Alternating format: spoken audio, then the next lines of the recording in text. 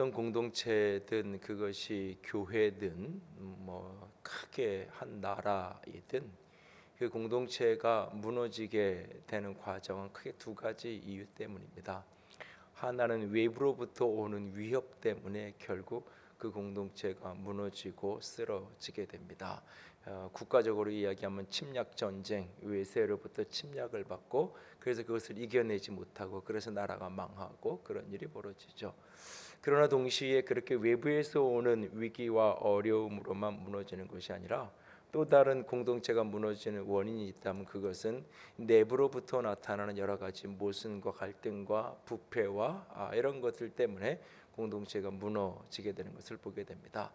그것은 한 국가도 마찬가지고 그것은 교회도 마찬가지입니다. 어떤 이 사도행전 전체를 읽어가면서 특별히 이제 사도행전 6장 7장까지가 사도행전의 큰 전반부를 이루면서 특별히 예루살렘 교회라는 한 교회에 집중하고 있습니다. 그리고 이제 8장을 넘어가면 이 복음이 이제 예루살렘에서 확장되어서 이제 사마리아로 온 유대 지역으로 넘어가게 되고 이제 9장을 더 넘어가서 12장 뭐 이렇게 넘어가면 이것이 이제 이방인에게까지 복음이 흩어지면서 이제 사도행전 1장 8절에 제자들에게 예수님이 떠나시면서 예루살렘과 유대와 사마리아와 땅 끝까지 복음이 전해져야 된다는 그랬는데 그 과정 속에 이렇게 흘러가는데 특별히 사도행전은 이 예루살렘 교회에 대해서 집중해서 계속해서 한 7장까지 쭉 다뤄가고 있습니다. 이 7장까지 예루살렘 교회의 과정을 가만히 들여다보면 한 교회 공동체가 부흥하고 성장하는 그 과정 속에서 겪어지게 되는 여러 가지 일들을 그 속에서 우리는 들여다볼 수 있습니다.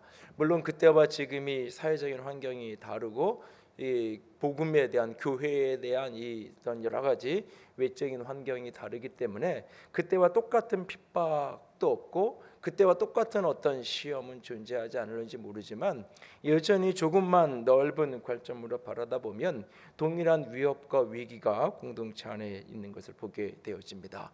외적으로 교회는 계속해서 교회를 핍박하고 교회를 흔들려는 세력들이 교회 바깥에 끊임없이 존재하고 있었습니다. 그 속에서 끊임없이 이 사도들이 위협을 당하고 교회가 위기를 만나고 그런 상황을 직면해 가고 있었습니다.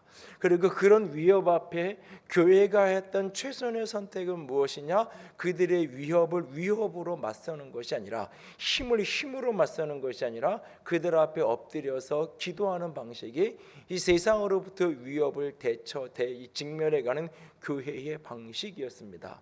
그래서 이 모슬렘은 한 손에는 코란을 들고 한 손에는 칼을 들고 그래서 내가 복음을 받아 이 모슬렘을 코란을 받아들이든지 알라를 믿든지 아니면 죽든지 그런 식으로 이제 이 선교 정책을 펴가죠. 오늘날은 이제 이 칼을 내려놓고 여기에 이제 오일머니의 기반으로 한 이제 막대한 자금력을 가지고 이제 활동을 합니다. 뭐 요즘에는 조금 이제 다른 방향으로 많이 이렇게 전환을 했지만 뭐 여전히 과거에 제가 이제 대학 생활하고 그럴 때만 해도 외대나 이런 계통의 아랍어 관련된 이 학과를 가면 뭐 이렇게 거의 대학 교수가 될 때까지 아랍어를 전공하는 사람의 이 꿈 가운데 하나가 있으면 아랍에 유학을 가야 되잖아요. 사우디아라비아, 이란이나 이런 데 가서 유학을 갔다 와야 뭐 교수를 할 수 있고 그런 데 거쳐가야 다른 데 자리를 잡을 수 있잖아요. 학부를 공부하는 것뿐만 아니라 대학원, 유학까지 다 모든 자금들을 다 하나도 자기 돈 되지 않고 할 수 있게 지원을 해줘요.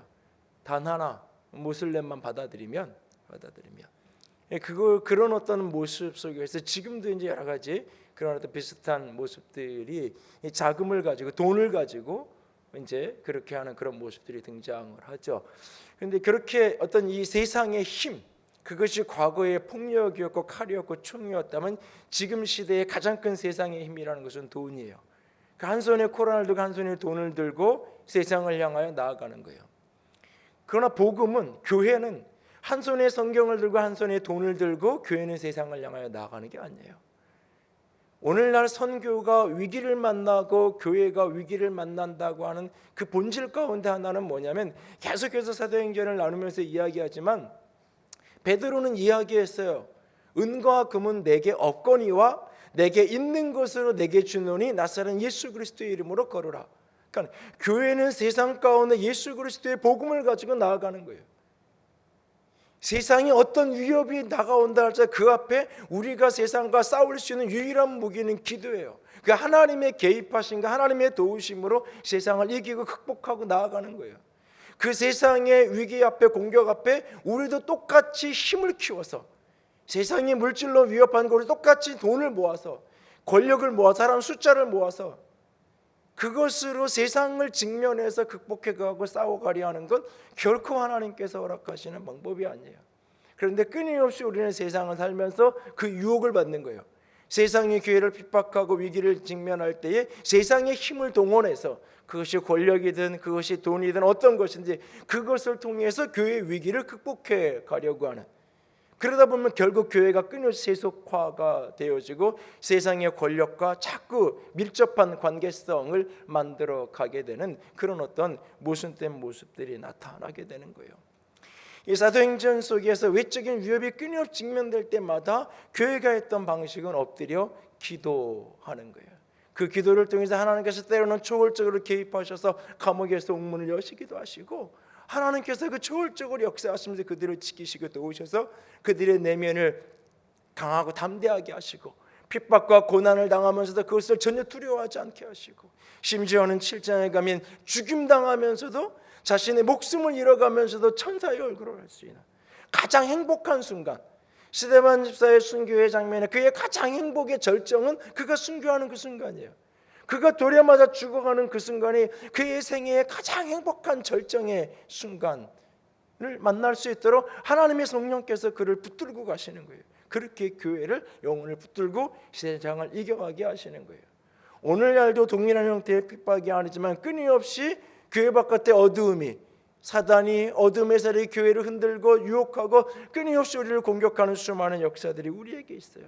그것을 직면해서 이겨가는 교회가 해야 될 가장 최선의 방석은 하나님 앞에 엎드려 기도하고 하나님의 개입하심과 하나님의 도우심으로 그것을 극복해가는 겁니다. 그리고 또 하나, 그렇게 외적으로 오는 어려움뿐만 아니라 내부 속에 나타나는 문제가 있어요. 내부적으로 어떤 나라든 어떤 공동체든 안으로부터 무너질 땐 두 가지 요소가 나타나는 거예요. 하나는 부패고 하나는 갈등이에요. 내적으로 결국은 어떤 나라든지, 우리나라 역사 속에서 가장 안타까웠던 순간을 이야기하려면 고구려가 멸망한 역사의 현장을 이야기하잖아요. 그 강하고 특히 대륙을 호령하던 연개소문 같은 장수가 결국은 그 이후에 그 죽고 나서 그의 아들들한테 흩어지면서 결국은 나라가 망하게 되잖아요. 그 속에 보면 가장 나라가 망하게 내 안으로부터 무너졌던 이유를 딱 분석하면 딱 두 가지, 어떤 공동체든 하나는 부패고 하나는 하나 되지 못하는 거예요. 오늘 초대교회도 예루살렘 교회도 마찬가지예요. 그래서 6장에서는 내부의 부패를 이야기하는 거예요. 그래서 아나니아 삽비라가 거짓으로 하나님 앞에 얼마든지 내가 믿음이 없으면 믿음이 없는 대로, 내가 갖고 있을 때는 그냥 땅으로 갖고 있을 때는 전부 다 바치고 싶었는데 팔고 나서 이렇게 현찰로 바꿔놓고 나니까 이거 다 바치고 나면 나는 뭐 먹고 사나 걱정도 되고 근심도 돼요. 솔직하게 나는 그 중에 3분의 1을 하든지 2분의 1을 하든지 뭐 10분의 1을 하든지 난 이 정도밖에 못하겠다. 그러면 아무런 문제가 되는 게 아니에요. 문제는 거짓이라는, 속임이라는 그 거짓의 기초 위에 교회를 세우고 거짓의 기초 위에서 리더십이 세워져 가려는 그 모습, 하나님이 직접 개입하셔서 아나니아 삽비라의 생명을 걷어가심으로 하나님께서 교회의 순결함을 지켜가시는 거예요. 그리고 또 하나, 오늘 본문 속에 나타나는 장면 속에는 교회가 하나됨이 깨어지는 장면이 나타나는 거예요. 교회 안에 원망과 시비가 일어나기 시작하는 거예요. 그 원인이 어디서부터 오는 것이냐? 사람이 많아져서 나타나기 시작한 거예요. 많은 사람이 모이기 시작하면 이건 긍정적인 일이에요. 복음이 확장돼서 모이는 사람의 숫자가 많아진 것 분명히 좋은 일이에요. 그런데 그것이 원인이 되어, 하나의 원인이 되어서, 그것이 모든 원인의 전부가 아니겠지만 그것이 원인이 되어서 교회 안에 원망의 문제가 벌어지기 시작해요. 갈등의 상황이 벌어지기 시작하는 거예요. 그런데 희한한 거는 이런 상황 앞에 교회가 기도하지 않아요. 그러니까 하나님 우리가 원망하지 않고 하나 되게 해주세요라고 기도하지 않아요. 이 말이 기도를 안 했다, 기도할 필요가 없다라는 말이 아니에요. 이런 문제, 이 문제를 해결하기 위해서 기도만 하고 있으면 저절로 이 관계가 해결되고 풀어지느냐? 사람 사이 하나 되지 못하는 것이 기도하고 있으면 하나님이 초월적으로 개입해서 해결해 주느냐? 그게 아닌 거예요. 오히려 환경의 문제는 하나님이 초월적으로 개입하시는 경우가 종종 있지만 이 내면의 문제, 이 갈등과 원망이 하나 되지 못하는 문제는 마음의 문제거든요. 결국은 사람의 문제예요. 그렇기 때문에 이것을 물론 기도해요. 뒤에 가보면 이제 그들이 기도하고 사도 제1구 집사들을 세워가잖아요. 기도해요. 그러나 이 상황 앞에 교회가 지금 위기를 만나고 있어요. 원망 속에 갈등하고 있어요. 이 문제를 어떻게 풀어가느냐에 따라서 예루살렘 교회는 지속적인 성장도 할 수 있고 교회가 성장의 거침이 되어 내리막길을 걸어갈 수 있는 상황이에요. 오히려 이 위기를 긍정적으로 극복해냄으로 말미암아 교회는 7절에 숫자가 많아지는 것, 1절에 수가 많아지면서 원망이 찾아왔어요. 그러니까 우리 자꾸 이렇게 사람들이 많아져서 힘들으니까 우리가 사람들이 적어져야 된다, 적은 숫자만 모여야 된다, 이게 아니에요. 여전히 7절에 가보면 사람들이 많아져요. 그런데 그 속에 말씀이 더 흥왕해졌고 말씀이 더 왕성해지고 세력을 얻었고 특별히 제사장의 무리도 이 도에 복종하니 그냥 교회를 핍박하던 그 사람들까지도 교회를 핍박하는데 앞장섰던 그 적대적이었던 사람들까지도 긍정적 호감을 가지고 있던 사람들만 교회 안으로 들어오는 것이 아니라 교회를 적극으로 핍박하고 박해하고 욕하던 사람들까지도 오히려 교회 안으로 들어오게 되는 더 큰 부흥의 역사가 이 예루살렘 교회 안에 찾아오게 되는 거예요. 교회 안에 갈등이라는 원망이라는 위기 상황이 벌어지고 있는데 사건의 단초는 이렇게 된 거였어요. 예루살렘 교회는 자기의 가진 것을 같이 나눴잖아요. 그런데 이게 이제 특수 상황을 조금 이해를 해야 돼요. 일반적인 그런 이렇게 지금 우리처럼 이렇게 지역에서 각각 자기 직업을 가지고 자기 생활을 가지고 사는 이런 상황에서 어느 날 우리가 복음을 듣고는 우리가 같이 연합해서 함께 생활하자. 그래서 다 이거 같이 내놓고 우리 다 같이 연합해서 같이 살자. 이런 의미의 나눔이 아니에요. 지금 이 예루살렘 교회는. 그래서 이 예루살렘 교회가 자기 것을 재정적으로 다 내어놓고 내 것을 내 것이라고 하지 아니하는 그 모습이 사도행전 이 초반부의 예루살렘 교회 외에는 어떤 교회에서도 그런 모습이 등장하지 않아요. 어떤 지역 교회에서. 여기에는 당시의 특수한 상황을 머릿속에 기억을 해야 돼요. 오순절에 수많은 순례자들이 예루살렘을 찾아왔어요.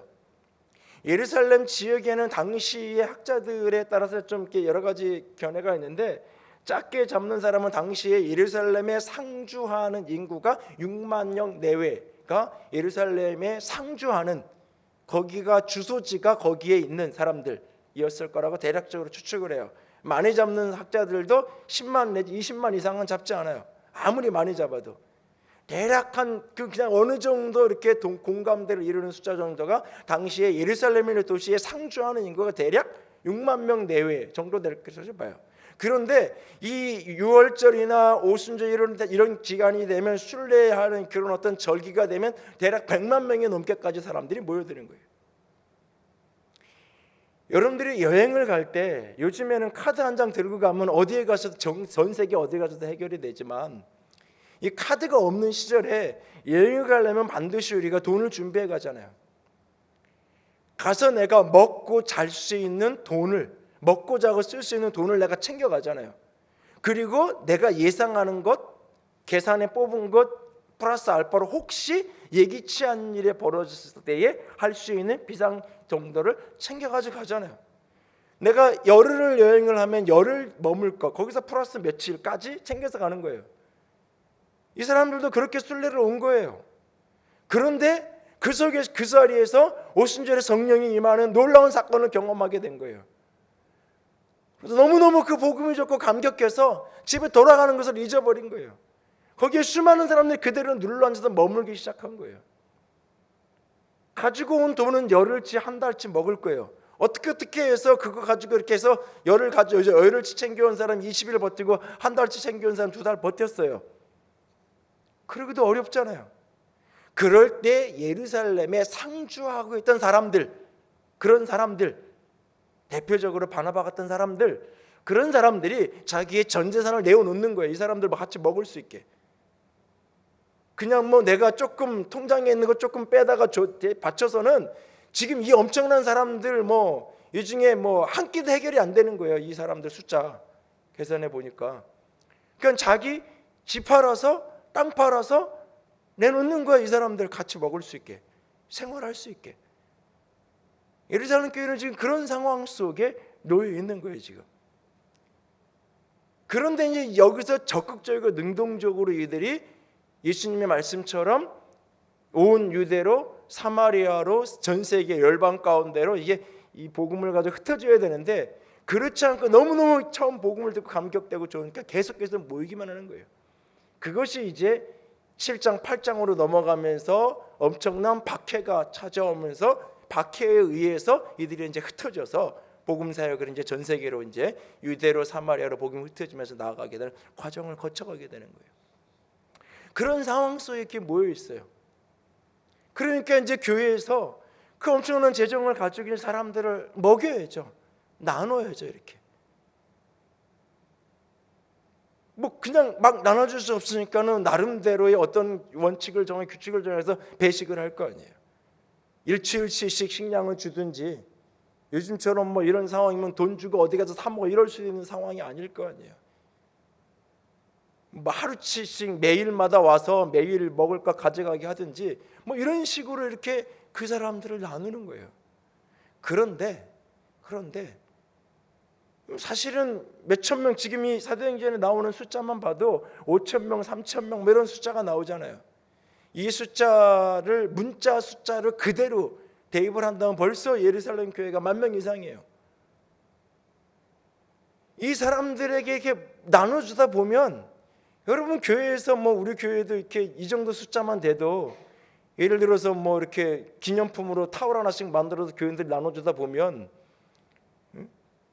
어떤 사람은 본의 아니게 2개 가져가기도 한 집에서 하나씩 가져가세요 이랬는데도 불구하고 남편도 하나 가져오고 부인도 하나 가져오고 그래서 집에 2개가 되는 경우도 있고 애까지 가져와서 3개가 되는 집도 있고 어느 집은 남편이 가져오겠지 뭐 부인이 가져오겠지 뭐 그러고는 이렇게 줄 그러다 보니까 안 가도 뭐 이쪽 줄 이렇게 있으니까 뭐 이쪽 줄 저쪽 가서 받지 뭐 이쪽 떨어지고 저쪽 가서 받지 뭐 그래 떨어지고 뭐 그래 뭐 다음에 받지 뭐 이러다 보니까는 없는 일도 벌어지고 그런데 그 못 받는 일이 희한하게 보면 한쪽 그룹의 사람들만 그런 일이 벌어지는 거예요.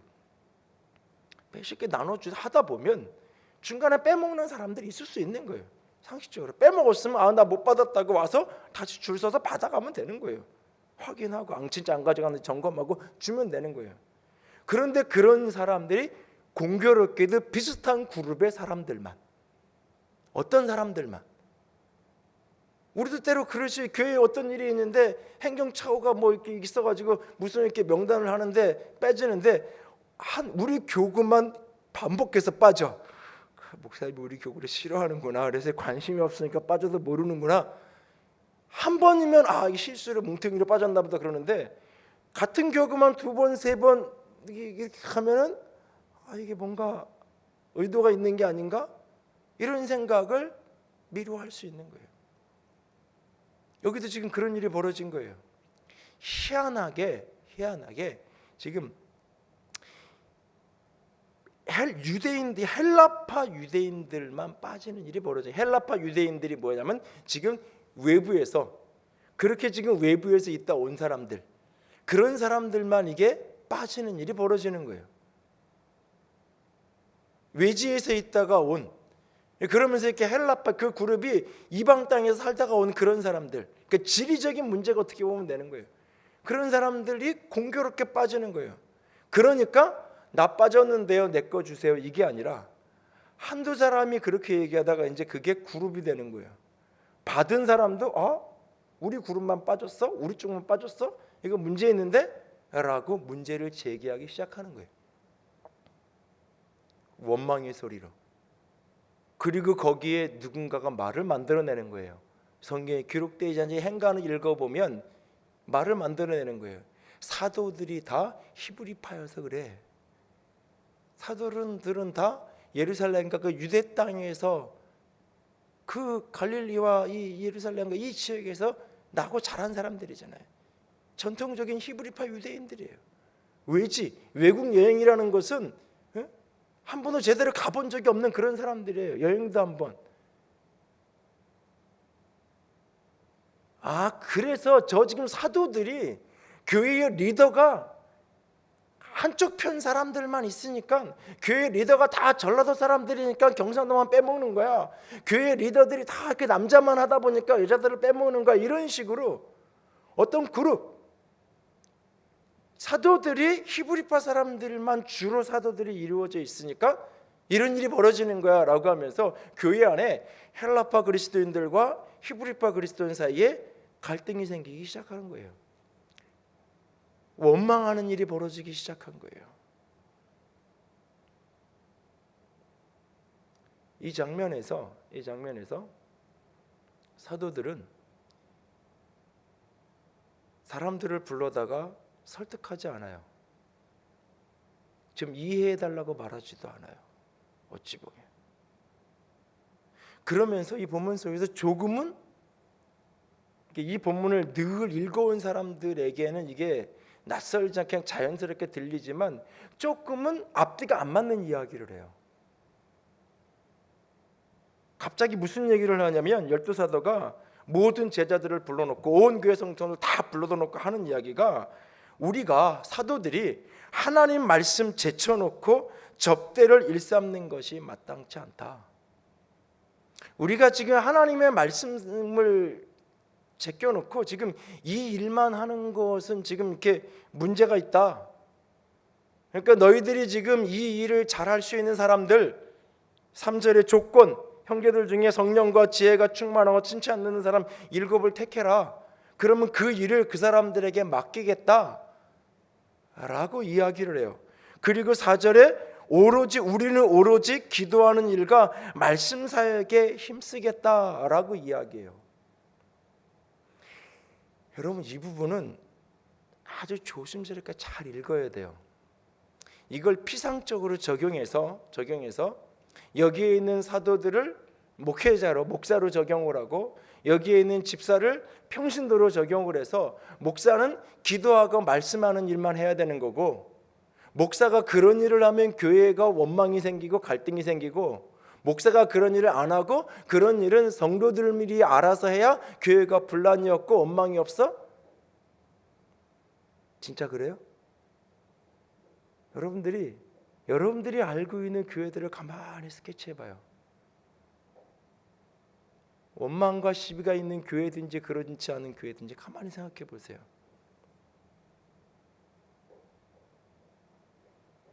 여러분들 갈등 생기는데 목사가 기도하고 말씀만 전하고 있으면 온 교회가 갈등 없이 평안할까요?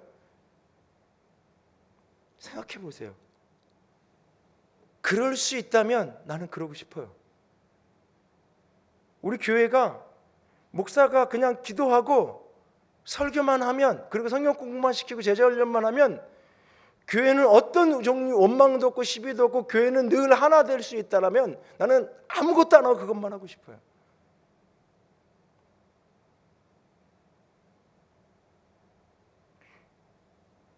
가만히 본문을 생각해 보세요.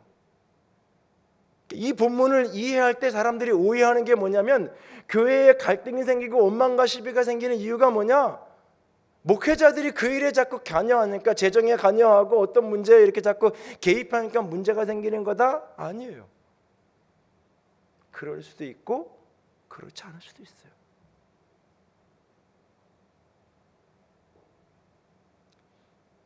사도들이 지금 이 이야기를 하는 거는, 지금 이런 갈등이 생겼을 때 시시비비를 가려서 누가 잘났고 누가 옳고, 그러니까 누가 지금 이거는 이만큼 잘못한 거고 원인을 찾으면 뭔가 있었을 거예요. 사도들은 지금 그 모든 원인을 스스로 자기들이 끌어안는 거예요. 그러면서 리더십의 어떤 부분을 넘겨주는 거예요. 스스로 그 리더십의 어떤 부분들을 포기하는 거예요. 그렇게 하면 여러분, 이 문제가 해결된 거는 사도들이 기도하고 말씀 사역에만 집중했기 때문에 이 갈등이 해결된 게 아니에요. 그거는 교회가 더 크게 부흥하게 된 중요한 모티브는 되지만 이 원망의 문제가 해결된 핵심은 뭐냐면 7명의 집사가 세워졌기 때문에 해결이 되는 거예요. 그리고 그 7명의 집사는 다 헬라파 출신으로 7명을 세워요. 여기에 등장한 7명의 이름이 다 헬라파 이름들이에요. 전통적인 히브리파 사람들이 사용하는 이름들이 아니에요. 이쪽 그룹의 사람들이 이를 단순하게 얘기해서 다 경상도 사람들만 리더를 하니까 문제가 생긴다, 자꾸 빠진다고 전라도 사람들이 얘기를 하니까 이번에 집사들을 세우는데 다 전라도 사람들을 중에서 뽑아서 그 일을 맡긴 거예요. 빠지는 일이 생겨도 결코 저거 히브리파 사람들이 맡아서 경상도 사람들이 저 일을 하니까 이런 일이 생긴 거예요 라고 말하지 않게끔, 빠지는 일은 얼마 세로에도 있을 거예요. 지금도 있을 거예요. 그런데 그게 실수로 이해하고 어떤 착오로 이해하고 문제를 긍정적으로 해결해가고, 시스템의 문제고 조직의 문제면 그걸 해결해가면 되는 건데, 때로는 시스템의 문제, 조직의 문제, 때로는 관리의 문제, 미숙함의 문제, 이런 기술적인 다양한 문제를 그룹의 문제로 만들어서 원망거리로 만든단 말이야. 공동체 전체를 와해시키고 갈등하는 문제로 확대 재생산을 만드는 거예요. 그러니까 7명의 사람을 세우는 거예요. 그래? 헬라파 사람들을 7명이 세워요. 이렇게 분명한 조건이 있어요. 하나님과의 관계가 원활한 사람들, 성령이 충만하고 믿음이 충만하고 지혜가 충만한, 이 세 가지는 다 동일한 언어예요. 하나님과의 관계가 열려있는 사람이에요. 그리고 사람들에게 칭찬받는 사람들이에요. 사람들에게 칭찬받는다는 게 뭐냐면요, 칭찬, 내가 인정하는 사람은요, 그 사람의 실수에도 이렇게 얘기해요. 무슨 이유가 있겠지. 내 마음으로 존경하는 리더, 내 마음으로 인정하는 리더가 뭔가 잘못하면요, 그 사람 그 일이 벌어졌을 때 무슨 이유가 있을 거야. 내가 한번 물어봐야지. 물어보고 내가 한번 설명을 듣고 그러면서 내가 판단, 이렇게 되는, 이렇게 문제가 생겼을 때 그런 태도를 가는 거예요. 내가 존경하는 사람, 내가 칭찬하는 사람에게 무엇인가 실수가 잘못이 벌어 내가 알았을 때는. 근데 내가 싫어하는 사람, 내가 존경하지 않는데 내 마음으로 인정할 수 없는 사람이 뭔가 실수를 하거나 허물이 드러나면 그럴 줄 알았어, 이렇게 되는 거예요. 그러면서 그것이 비난이 되고 원망이 가는 거예요. 그래서 칭찬받는 사람을 리더로 세우는 거예요. 리더가 실수가 없을까요? 리더가 허물이 없을까요? 천만의 말. 리더가 됐기 때문에 허물이 더 많이 보여요. 리더가 됐기 때문에 실수가 더 많아. 일을 안 하면, 사역을 안 하면 실수할 일도 없어요. 아무것도 안 하면 아무런 잘못도 없어요.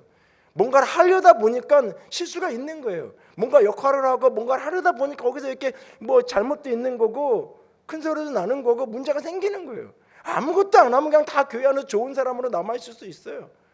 리더가 될수록 왜 자꾸 허물이 드러나고 문제가 드러나요? 그 사람이 나쁜 사람이어서가 아니야. 리더가 되니까 하는 일이 많아지는 거예요. 사람들의 눈에 잘 보이는 거예요. 잘 드러나는 거예요. 그러다 보니까 그냥 리더가 아니었으면 그냥 자기 집에서만 있을 만한 문제를, 그게 교회의 문제가 되기도 하고 그냥 집에만 있으면 되는 문제를 한 나라의 문제가 되기도 하는 거예요. 리더가 되고 나니까. 그랬는데 내가 칭찬하는 사람이 그랬으면 이유가 있겠지. 그리고 이거 이렇게 사람이 이렇게 빠졌는데요, 조치해 주세요, 수정해 주세요라고 건의하게. 그리고 수정하면 해결되는 거예요. 아, 그래, 참 좋은 분야. 저렇게 내가 싫은 소리 했는데 건의했는데 저렇게 듣고 바로 수정해 주네. 왜 이렇게 가는 거예요. 그것마저도 잘못됐다고 인정하고 그것을 바꿔가는 것마저도 존경거리가 되는 거예요. 칭찬거리가 되는 거예요. 내가 칭찬하고 인정하는 리더에 대해서는. 근데 내 마음으로 인정하지 않고 내 마음으로 존중하지 않고 내 마음으로 지지하지 않는 사람은 10개를 잘하고 한 가지만 문제가 생겨도 계속 트집을 잡게 돼 있는 거예요. 시비를 걸게 돼 있는 거예요. 원망이 생기게 돼 있는 거예요. 그래서 칭찬받는 사람으로 세우라고 하는 거예요. 인기 많은 사람을 세우라는 게 아니에요. 그래야 허물이 생기고 문제가 생겨도 그것이 극복이 되기 때문에, 그것이 본인에게 축복이고 공동체의 축복이기 때문에 그렇게 하려는 거예요. 이게 지금 그런 사람들을 세워서 그들이 그 일을 맡겨가는 거예요.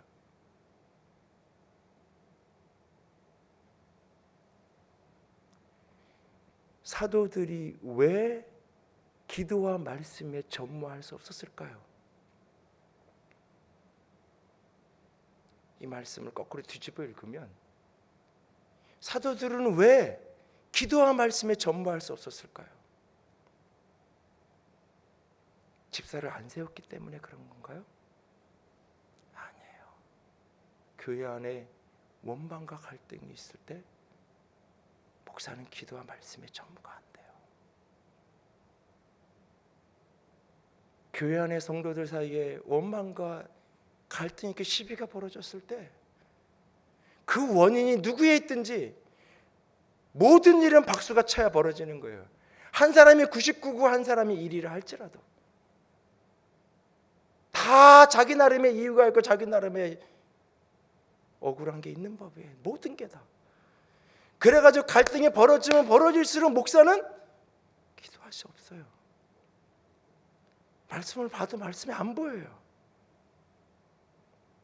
교회 안에 리더십을 세우는 이유는 뭐냐? 그 리더십이 세워져서 좀 그런 일이 생기지 않게, 그래서 목사가 그거 화해시키고 그거 풀로 돌아다니지 않아도 되고 그저 기도하고 말씀하는 일에만 그거에만 집중할 수 있도록 그렇게 공동체를 만들어 가라고, 그렇게 공동체를 이끌어 달라고 리더십을 세우는 거예요, 교회 안에. 그런데 오늘날 교회는 리더십이 또 다른 갈등의 원인이 되는 거예요.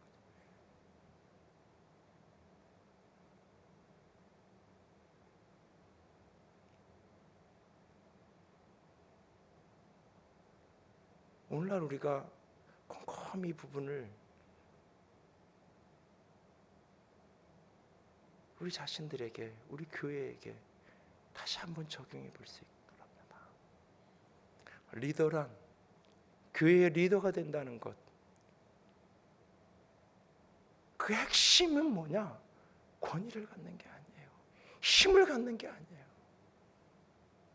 그에게 주어진 핵심 초점은 뭐냐? 교회를 화평케 하는 거예요. 그 길이 무엇인가를 씨름하는 거예요.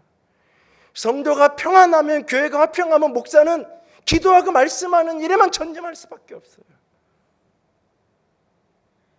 그러면 교회는 더 말씀이 세력을 얻고 힘을 얻어서 흥왕해져서, 심지어는 복음을 적재하던 사람들까지, 교회를 핍박하는 사람들까지도 그 말씀 앞에 엎드려져서 회개하고 돌아오고 하나님 앞에 회복되는 역사가 벌어지는 거예요. 그렇게 교회가 회복되어 가는 거예요. 그것이 사도행전적인 부흥의 역사예요. 초대교회 7명의 집사를 세워지게 된 그 배경이에요. 시작은 원망 때문에, 갈등 때문이었어요. 그러나 그 일들 속에서 이 새로운 리더십이 세워짐으로 이것이 화평케 되어지고 평안으로 바뀌어지면서,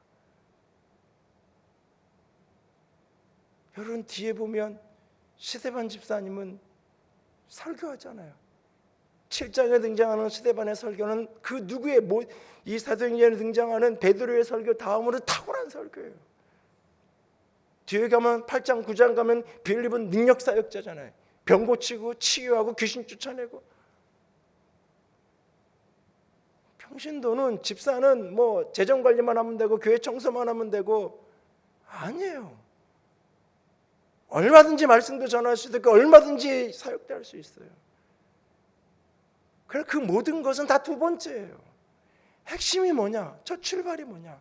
교회가 원망으로 하나 되지 못하는 그 상황 속에 어떻게 이것을 하나로 만들어갈 것인가? 그 일 속에 헌신하는 거예요.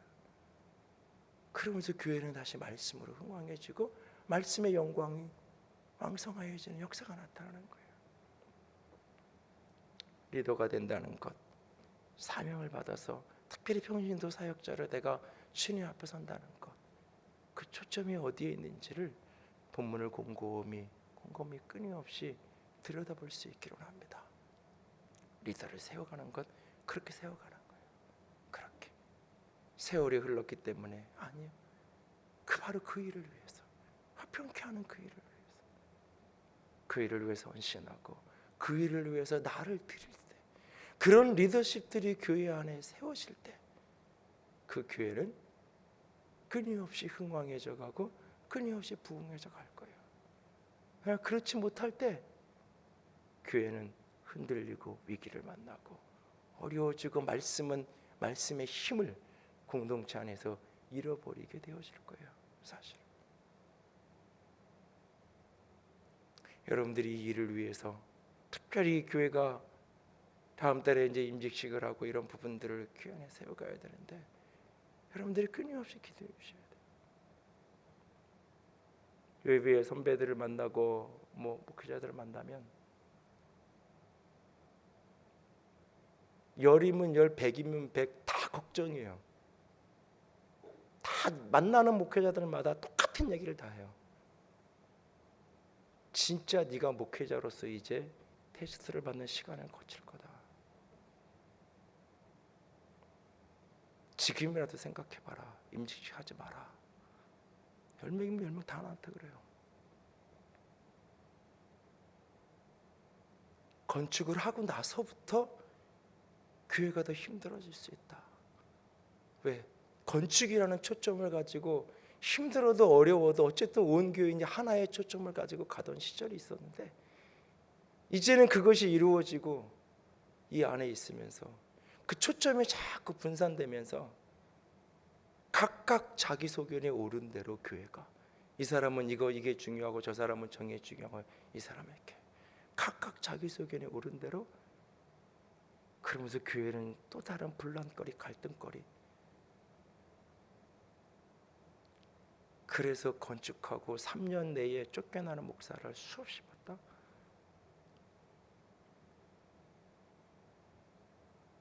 그 전에도 듣던 얘기라 그냥 웃어요.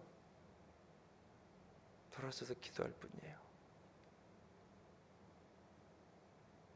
내 안에 믿음이 하나 있어요. 이 교회는 제가 늘 얘기하잖아요. 나도 어느 날 하나님이 일어나서 너 딴 데 가라 그러면 내일이라도 나는 갈 거예요. 이 교회 내 교회 아니에요. 내가 전에도 얘기했어요. 여기에 교회에서 세미나하고 그러는데 하늘의교회 가로 열고 담임 권정열 목사 그거 빼는 조건이면 교회 얼마든지 사용해도 된다 그랬어요. 내가. 그랬더니 가로 열고 KTX 5분 거리 가로 닫고 그렇게 해서 광고 전단지를 만들어서 내더라고요. 그렇게 하라 그랬어요. 이 교회 하나님의 교회예요. 하나님이 주인이에요. 그분이 여기까지 오게 했어요. 제 머리, 제 기억 아무것도 아니에요. 그저 하나님이 여기까지 왔어요. 지금도 하나님이 또 앞으로도 끌어가실 거예요. 어떤 소용돌이가 있든지 어떤 일이 있든지 내가 있는 동안 하나님이 나에게 맡겨진 분복의 일을 내 몫에 십자가를 지고 내 몫의 사명을 감당하면 그것으로 족한 거예요. 그리고 그것에 대해서 하나님 앞에서 나중에 평가를 받을 그 상급이 될 수도 있고 책망이 될 수도 있고 나중에 하나님 앞에 가서 정산하는 거예요. 그러나 바라기는 우리 교회가 오늘 이 교회 예루살렘 교회 모습처럼 갈등과 위기가 없는 교회? 아니요. 그런 교회는 없어요. 사람이 모여있기 때문에 갈등이 없는 교회는 없어요. 갈등이 없을 거다. 그건 넌센스예요. 어떤 한 사람만 없으면 교회가 조용할 텐데 아니요. 그건 넌센스예요. 그건 불가능해요. 그거는 누군가가 없어야 되는 게 아니에요. 내가 빨리 천국 가면 해결되는 거예요. 그럼 방법이 없는 거예요. 그건 인생이. 늘 갈등은 있고 늘 다툼을 있을 수 있어요. 문제는 그 속에 어른이 있으면 해결이 돼요. 명절을 되면 온 집안 식구들이 모여요. 3살, 4살, 5살, 6살 된 애들이 만나면 너무 좋아해요. 형 막 너무 좋아해요. 한 30분, 1시간 너무너무 재밌게 놀아요. 근데 꼭 마지막은 뭘로 끝나요? 우는 걸로 끝나요. 누군가가 한 대 얻어맞고요, 누군가가 장난감 맞은다고 울고요, 그리고 끝나요. 그런데 거기에 큰 형아 하나가 들어가 있으면, 큰 누나 하나가 들어가서 앉아서 같이 놀아주면, 조정해주고 정리해주고, 그래서 같이 놀아주면 1시간, 2시간, 3시간 너무너무 아이가들이 잘 놀아요. 왜? 큰형이 같이 있었으니까. 큰 누나가 아이스크림도 사주고 사탕도 주면서 같이 놀아줬으니까. 어디나 다 갈등 있는 법이에요. 그 속에 어른이 있으면, 싸우고 다투는데 어른이 있으면, 모든 교인이 다 어른이 되어야 된다는 게 아니에요. 몇 명만 있으면 다툼이 있지만 풀어져요. 다 중재가 되고 해결이 되고 풀어져요. 그 어른의 역할을 해야 하는 것이 리더예요.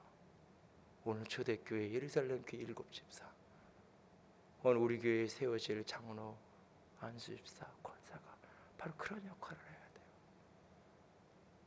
임직이 되셔야 될 분들은 하나님, 내가 그런 역할을 할 수 있도록 내게 은혜 주시고 힘달라고 기도하시고요.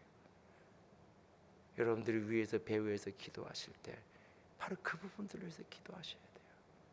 우리 장로님이 돈이 좀 많았으면, 아니요. 그걸 해결되지 않아요. 그런 분들이 몇 명만 있으면 교회 빚 갚고 편안하다고? 아니요.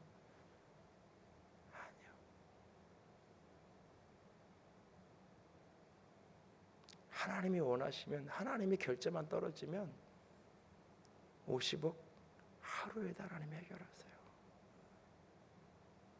그분이 결제하면 우리가 감당해야 될 짐이 있고, 우리가 견뎌야 될 사명이 있고, 우리가 기도하고 우리가 우리 몫에 헌신을 해야 될 부분이 있어 하나님이 놔두시는 거예요. 그리고 우리가 감당할 수 있을 만큼의, 감당할 수 없어 눌려 쓰러지게 내버려 두지 않고 감당할 수 있을 만큼의 길을 여셔서 하나님이 지고 가게 하시는 거예요. 그건 교회의 아무 문제 아니에요.